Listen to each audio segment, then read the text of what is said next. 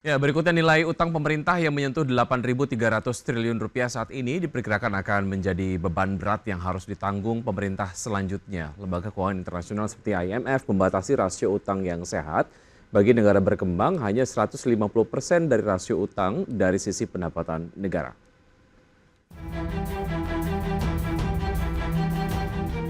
Utang pemerintah yang menyentuh 8.353 triliun pada bulan lalu menjadi peringatan bagi pemerintahan mendatang untuk menjaga stabilitas fiskal. Sebab Institute for Development of Economics and Finance atau INDEF menyebut, nilai utang jatuh tempo pemerintah mencapai 3.749 triliun rupiah dalam periode 2025 hingga 2029 mendatang.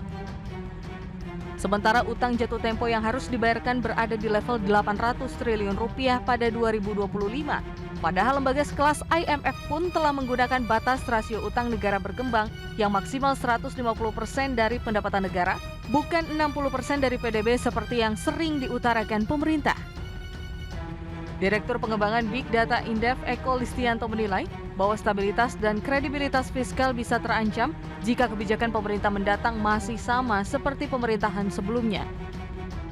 Sebab dengan kapasitas penerimaan negara yang masih sama, pemerintahan ke depan telah menjanjikan berbagai program yang membutuhkan dana sangat besar. Eko menyebut pertaruhan kesinambungan fiskal akan membuat investor dapat bereaksi negatif. Untuk itu, Indef meminta pemerintahan baru tetap memilah program prioritas yang dapat dilakukan tanpa menambah beban utang baru. Kalau 8.000 dibagi dengan 2.700 itu angkanya kira-kira sekitar 300%. Itu sebetulnya kalau menurut rule of thumb-nya IMF udah nggak aman gitu, karena maksimum yang bisa di satu negara ya, angka maksimumnya itu sekitar 150%. Jadi itu kita sudah 2 kali lipat dari angka maksimum yang disarankan oleh lembaga internasional yang katanya tadi sangat liberal bla bla bla gitu ya. Itu mereka saja bilang itu maksimal satu negara kayak kita, negara berkembang itu 150. Angkanya sekarang udah 300. Jadi salah siapa kalau kemudian defisit diperlebar kemudian investornya kabur? Ya salah kita yang tidak rasional.